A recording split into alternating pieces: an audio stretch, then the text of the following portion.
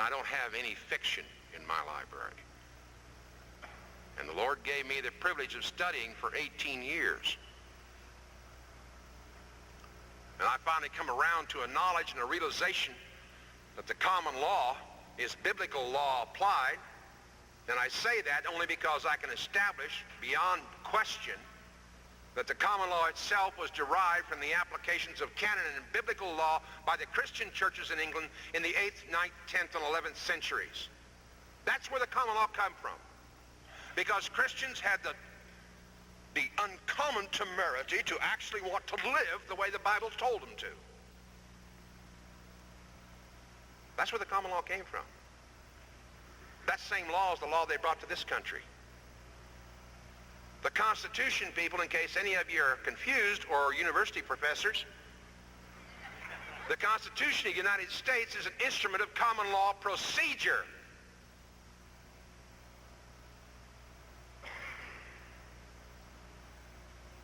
But I thought common law just had, get out of here. Alexis de Tocqueville, in Democracy in America, he comes to this country in the 1830s, to do some study and research for the French judicial and prison system, and he's traveling all over the colonies, and he goes out west and everything else. And you read his narrative in Democracy in America, and at one point in the book, he said, I nowhere see the federal power. For in America, all men are self-governing. He says, I go into the most remote cabin in the Smoky Mountains of Kentucky. And he says, if I find nothing else on the fireplace, I find a copy of the King James Bible and the collected works of William Shakespeare. And all Americans are fluent in both. And all men above the age of 18 are lawyers. You see, in America, you couldn't plead ignorance of the law is no excuse because you had a copy of it on the mantelpiece. It was called the Bible. But today's Christian, you start talking about law and actually living according to God's law, the first thing you hear is what? Oh, legalism, John, you got to be careful. Man, that's advanced stuff. Well, first of all, they don't understand the definition of legalism, which is the belief that you can have salvation by works and that not of grace or faith. And secondly, they don't understand the fact that our whole history is based on men willing to shed blood and die to maintain the sanctity of God's law in opposition to all others. Now,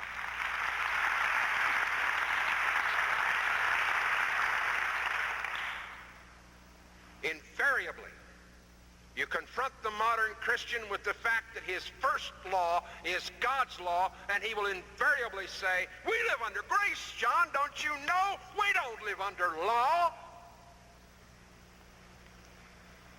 Then will you please have the common decency to admit to me that you're utterly lawless?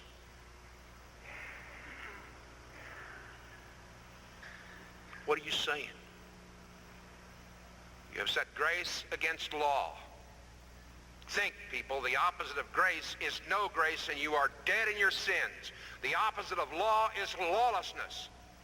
They have set up a false dichotomy, and the Christian churches are preaching this filth across this country, and they've effectively taken the entire Christian population of this nation and removed them from the battle. How many of you will die tonight? How many?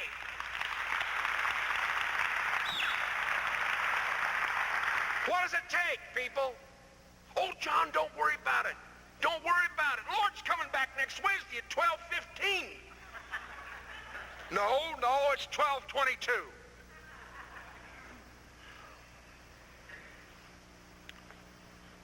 I won't debate the point with you people, but I will say that whole system of thought was condemned as a heresy in the 2nd century by men much wiser than me.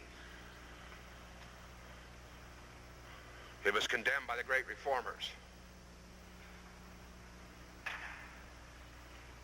And that whole system of thought has effectively removed the Christian church from the battle, and the pastors have they've compounded their sins by opting for a privilege called tax exemption in a 501c3.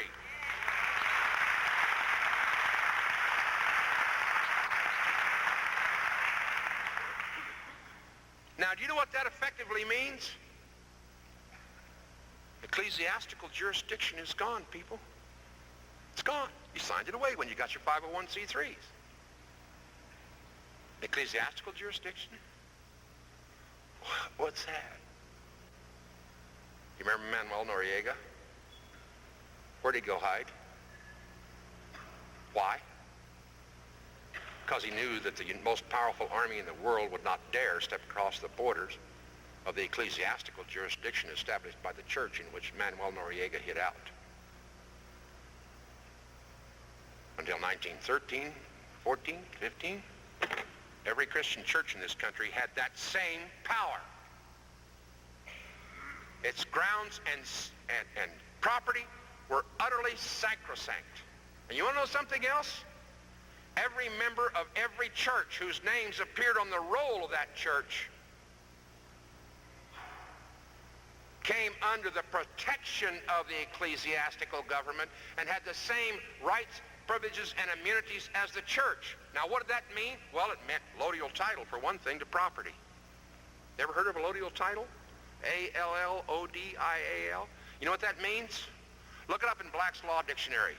Allodial title, property held in one's own absolute right without fees and duties payable to any lord or superior. Does that mean no property taxes? Now, see, in England, people, only the king could hold allodial title to property. Everyone else paid feudal duties. They had tenure granted by the king, which could be given or taken away according to how well you supported the king and his program. The Congress, after the war, the colonial war, and the Constitution, the Congress passed in one 20-year span 13 laws guaranteeing allodial title to every man, woman, and child. Now, perhaps you understand why every man's home was his castle in America. Because he had the same prerogatives and rights as the king. Now, how many people today have the same prerogatives and rights? Let's see all these kings. Is there anybody here that... Hello, serfs,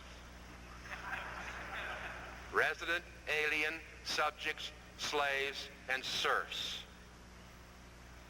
You can't get quiet title to your automobile, you can't get allodial title to your land, and you paid all that price, people, including the taxes. And remember, the rule is, if you pay taxes on it, you don't own it. Somebody else does. You're paying all this out, and you wonder why and how is it going to end? When is the government isn't going to voluntarily give back anything. Hand says in the 1947 court decision, you must be a belligerent claimant in person to assert your constitutional rights, or you have none. There isn't a man, woman, and child in this room who, if he doesn't assert his rights, do you honestly expect the court to help you maintain the law? Why should they? There aren't any courts at law. You heard me right. There isn't any court of law left in the United States. Why? Because the United